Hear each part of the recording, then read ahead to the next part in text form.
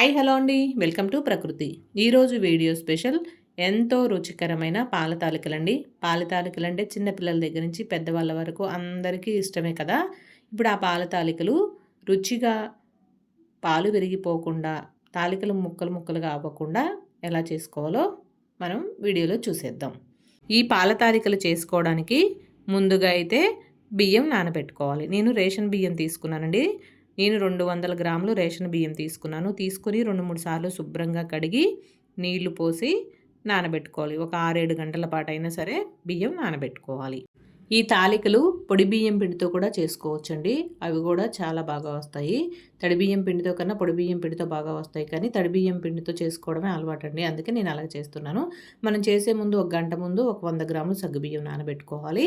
నానబెట్టుకొని పక్కన పెట్టుకున్న తర్వాత మనం బియ్యాన్ని ఇలా జాలిగిన్నెలో వేసుకొని తడి అంటూ ఏమీ లేకుండా ఆరబెట్టుకోవాలండి. అస్సలు తడి ఉండకూడదు. ఆ బియ్యాన్ని మిక్సీ చేసుకొని ఇలాగా జల్లించుకోవాలి. జల్లించుకుంటే మనకి పాల తాలికకి కావాల్సిన పిండి రెడీ అయిపోయినట్టే. ఇప్పుడు ఈ 200 గ్రాముల బియ్యానికి ఒక అర కేజీ బెల్లం అయితే కరెక్ట్గా తీపి ఎక్కువ తక్కువ అవ్వకుండా సరిపోతుందండి. ఒక అర కేజీ బెల్లం తీసుకొని ఇలా ముక్కలుగా చేసుకొని కొంచెం నీళ్ళు వేసుకొని పక్కన పెట్టుకోవాలి. ఇప్పుడు మనం స్టవ్ మీద మందపాటి గిన్నె తీసుకొని 1 లీటర్ నీళ్ళు వేసుకోవాలి. అంటే మనం ఏ గ్లాస్తో అయితే బియ్యం తీసుకున్నో ఆ గ్లాస్తో 3 గ్లాసులు నీళ్లు వేసుకుంటే లీటర్ నీళ్ళు అవుతాయండి. లీటర్ నీళ్లు తీసుకొని అవి బాగా మరగనివ్వాలి. ఇప్పుడు పక్క స్టవ్ మీద మనం బెల్లంలో నీళ్ళు వేసి పెట్టుకున్నాం కదా, అవి కూడా స్టవ్ మీద పెట్టి మరిగించుకోవాలి. ముక్కలు లేకుండా మొత్తం కరిగిపోయి ఒక 2-3 నిమిషాల పాటు మరగాలి. అవి మరిగేసరికి మనం పిండిలో కొంచెం ఉప్పు వేసుకొని, ఇప్పుడే కాచిన నెయ్యి అండి ఇది, కొంచెం నెయ్యి కూడా వేసుకొని పిండి అంతా బాగా పట్టేలాగా కలుపుకోవాలి. చూడండి ఎసరు మరిగింది కదా. ఇప్పుడు నానబెట్టి పెట్టుకున్న సగ్గుబియ్యం ఇందులో వేసి 1 స్పూను నెయ్యి కూడా వేస్తే సగ్గుబియ్యం అడుగు పట్టకుండా ఉంటాయి, ఒకదానికొకటి అంటుకోకుండా ఉంటాయి. వేసుకొని ఒకసారి కలిపి సగ్గుబియ్యం మెత్తగా ఉడికే వరకు ఉడికించుకోవాలి. బెల్లం కూడా చూడండి కరిగిపోయింది. అయితే మనం తాలికలు చప్పగా లేకుండా ఉండడానికి ఇలా బెల్లం నీళ్లు వేసి కలుపుకోవాలి. ఒకేసారి మొత్తం వేయకుండా కలుపుకుంటూ కొంచెం కొంచెంగా ఎన్ని పడతాయో చూసుకొని ఈ బెల్లం నీళ్ళు వేయడం వల్ల పాల తాలికలు తీయగా ఉంటాయి. తాలికలు కూడా మనం వేడి పాకం నీళ్ళు వేస్తున్నాం కాబట్టి మనం చేసినప్పుడు విరిగిపోకుండా మంచిగా వస్తాయి. ఈ బెల్లం నీళ్ళు సరిపడా చూసుకొని వేసుకొని కలుపుకోవాలి. ఒకేసారి వేస్తే పిండి లూజ్ అయిపోతుంది. అందుకే ఇలా కలుపుకుంటూ కొంచెం కొంచెంగా వేసుకుంటూ పిండిని ముద్దగా చేసుకోవాలి. మరీ గట్టిగా కాకుండా మరీ లూజ్గా కాకుండా చేసుకోవాలి. మరీ గట్టిగా కలిపినా కూడా అది ఆరే కొద్దీ గట్టిగా అయిపోతుంది. అందుకే కొంచెం లూజ్గా కాకుండా గట్టిగా కాకుండా కలుపుకొని ఇలా చేతిలో కొంచెం నూనె రాసుకుంటూ తాలికలు చేసుకోవాలి. నేనైతే మామూలుగా ఇంట్లోకి కొంచెం చిన్న చిన్న తాలికలే చేస్తానండి, పొడవుగా చెయ్యను. ఎందుకంటే మరీ పొడవుగా చేసినా తినేటప్పుడు కొంచెం ఇబ్బందిగా అనిపిస్తుంది అవి మనం స్పూన్తో తింటున్నప్పుడు. అందుకే నేను మీకు చూపించడానికి మామూలుగా కొంచెం పొడవుగా చేస్తున్నాను, కానీ నేను మామూలుగా అయితే చాలా చిన్న చిన్నగా చేస్తాను. బాగా ఉడుకుతాయి తొందరగా, చేసుకోవడానికి ఇలా చేతిలో వేసి నలుపుకోవడానికి బాగుంటాయండి. నేను కొన్ని పెద్దవి చేశాను, కొన్ని చిన్నవి చేశాను. ఈ పెద్దవి చేసినవి ముందుగా వేసి ఉడికించుకోవాలండి. లేకపోతే అన్నీ ఒకేసారి వేస్తే చిన్నవి ఒకలాగా ఉడుకుతాయి, పెద్దవి ఉడకవు. అందుకే సగ్గుబియ్యం కూడా ఉడికిపోయాయి చూడండి. ఇప్పుడు ఇందులో పాలు వేసుకోవాలి. నేను గేదె పాలు తీసుకున్నానండి. బాగా చిక్కగా మరిగించి పెట్టుకున్న పాలు, లీటర్ పాలు వేసానండి. లీటర్ నీళ్ళు, లీటర్ పాలు వేసాను. బాగా చిక్కటి పాలు వేసుకోవాలి. పాల తాలికలు పాలు బాగుంటేనే రుచిగా ఉంటుందండి పాలల్లో ఉడికితే. ఇప్పుడు అవి మరిగేసరికి, పాలు కూడా మరిగేసరికి ఉన్నవి పిండి కూడా తాలికలు చేసుకుందాము. సగం పిండి పెద్దవి చేశానండి, అందుకే అవి ముందు పాలల్లో వేసేస్తున్నాను. అవి బాగా ఉడికేసరికి మనం చిన్నవి చేసుకోవచ్చు.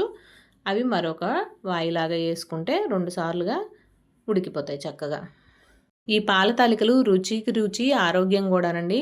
పాల తాలికలు ఆడపిల్లలకి చాలా మంచిదని మా అమ్మమ్మ చిన్నప్పుడు చెప్పేదండి. ఆడపిల్లలకి నెలసర్లు అవి సరిగా రాకపోయినా చేసినా కూడా ఈ పాల తాలికలు తింటే మంచిదనేసని ఆడపిల్లలకి చేసి పెడుతూ ఉండేవాళ్ళు.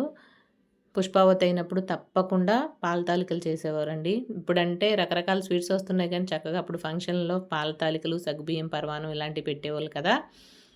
ఇప్పుడేమో రకరకాల స్వీట్లు తినలేక వదిలేసి అన్ని స్వీట్లు పెడుతున్నారు. చూడండి తాలికలన్నీ ఇలా చేసుకొని, ఇవి పెద్ద సైజు తాలికలండి. ఇవి ముందు వేసేస్తున్నాను. ఇవి బాగా ఉడికిన తర్వాత అప్పుడు మళ్ళీ చిన్న సైజు తాలికలు వేసుకోవాలి. ఇవి ముందు ఒక 4-5 నిమిషాలు ఉడికిన తర్వాత అప్పుడు ఈ చిన్న సైజు తాలికలు కూడా పాలల్లో వేసుకోవాలి. అలాగే ఒక నిమ్మకాయ సైజు అంతా పిండి ఉంచి ఇలా ఉండలు లేకుండా నీళ్ళు పోసి కలుపుకోవాలి. ఇలా పిండి కలిపిపోయడం వల్ల పాల తాలికలు చక్కగా గుజ్జుగా జ్యూసీగా వస్తాయండి. తినేటప్పుడు చాలా రుచిగా ఉంటాయి. చూడండి పాల తాలికలు బాగా ఉడికిన తర్వాత పోసుకోవాలది. ఇలా పట్టుకొని చూస్తే మనకు తెలుస్తుందండి ఉడికింది లేంది. ఉడికితే ముక్క కరెక్ట్‌గా తెగుతుంది. లేదు అంటే కొంచెం బంకలా అనిపిస్తుంది. ఉడికిపోయాయి కదండీ! ఇప్పుడు మనం కలిపి పెట్టుకున్న పిండి గూడా పోసి అడుగంటకుండా కొంచెం లో ఫ్లేమ్ పెట్టుకోవాలండి పిండేసిన తర్వాత. ఎందుకంటే తొందరగా దగ్గరగా అయిపోతుంది. అడుగు పట్టేస్తుంది. అలా కలుపుకుంటూ ఒక 5 నిమిషాల పాటు ఉడికించుకోవాలి. కలుపుతూ ఉండాలండి. లేదంటే అడుగు పట్టేస్తుంది. ఇప్పుడు స్టవ్ ఆఫ్ చేసుకొని మనం కరిగించి పక్కన పెట్టుకున్న బెల్లం ఇందులో వడకట్టుకోవాలి. మొత్తం వేసుకోవాలండి. కరెక్ట్‌గా సరిపోతుంది స్వీటు. పాలల్లో వేసుకొని ఒకసారి మొత్తం కలిసేలాగా బెల్లం పాకం అంతా ఇందులో కలిసేలాగా బాగా కలుపుకొని ఒక చెంచా యాలక పొడి వేసుకుంటే మంచి వాసన వస్తుంది. ముందుగా దంచి పెట్టుకొని ఇప్పుడు వేసుకొని ఒకసారి బాగా కలిసేలాగా కలుపుకోవాలి. పక్క స్టవ్ మీద కళాయి పెట్టుకొని నెయ్యి వేసుకొని మంచి తాజా నెయ్యి వేసుకుంటే మంచి స్మెల్ వస్తుందండి. పాల తాలికలు వేసుకొని అది వేడెక్కిన తర్వాత జీడిపప్పు వేసుకొని వేయించుకోవాలి. నేను కిస్మిస్ అవి వేయలేదండి. ఎందుకంటే పిల్లలు కిస్మిస్ తినరు మాకు ఇంట్లో. అందుకే ఓన్లీ జీడిపప్పే వేసి వేయించుతున్నాను. ఇవి మాడిపోకుండా మంచిగా లో ఫ్లేమ్‌లో పెట్టుకొని వేయించుకొని కొంచెం నెయ్యి ఎక్కువగా వేసుకొని వేయించుకోవాలండి. వేయించుకొని ఇప్పుడు ఈ పాల తాలికల్లో ఈ నెయ్యి, జీడిపప్పు వేసుకోవాలి. వేసుకొని మొత్తం కలిసేలాగా ఒకసారి కలుపుకుంటే ఎంతో రుచికరమైన పాల తాలికలు రెడీ అండి. కొంచెం చల్లారనిచ్చి తినాలి. ఇది వేడివేడిగా కన్నా కూడాను చల్లారనిచ్చి తినాలి. బాగా గట్టిగా చేయొద్దండి. మనం స్టవ్ ఆపేసినప్పటికి గట్టిగా ఉంటే చల్లారేసరికి మరీ ముద్దలా అయిపోతుంది. కొంచెం లూజ్‌గా ఉండేలాగా చూసుకోవాలి. మనం వేసిన వాటరు, పాలు అవి చూసుకొని వేసుకుంటే కరెక్ట్‌గా సరిపోతుంది. చూడండి ఇలా ఉన్నప్పుడు ఆపేస్తే మనం తినేటప్పటికి చల్లారుతుంది. చాలా బావుంటుంది. ఇది ఫ్రిడ్జ్‌లో పెట్టుకొని తింటే ఇంకా చాలా బావుంటుందండి. తాలికలు మనం ఇందులో పిండి కలిపి పోసాం కదా! అదైతే తింటుంటే చల్ల చల్లగా, తీయ తీయగా అమృతంలా ఉంటుందండి. ఎంత బావుంటుందో. ఈ పాల తాలికలంటే మా ఇంట్లో మాత్రం పిల్లలకి చాలా ఇష్టమండి. మా బాబుకి చాలా ఇష్టం. సెలవులకి ఇంటికొస్తాడు. రాగానే ఏం చేయాలి అని అడిగితే ఫస్ట్ చెప్పేది పాల తాలికలు, జున్ను ఇవి రెండే అడుగుతాడండి. ఇంకేమీ అడగడు. వచ్చినప్పుడు తప్పకుండా జున్ను, పాల తాలికలు మాత్రం చేసి పెడతాను. అయిపోగానే "అయిపోయిందమ్మా పెట్టేయి అయితే" అనేసి అంటాడు. నేను ఇలా గిన్నెలోకి తీసి కొంచెం ఫ్రిడ్జ్‌లో పెట్టి పెట్టాను. చాలా రుచిగా ఉంటుందండి. ఓకేనండి. ఈ వీడియో గనక మీకు నచ్చినట్టయితే లైక్ చేయండి, షేర్ చేయండి, సబ్స్క్రైబ్ చేసుకోండి. థ్యాంక్ యూ అండి. బాయ్.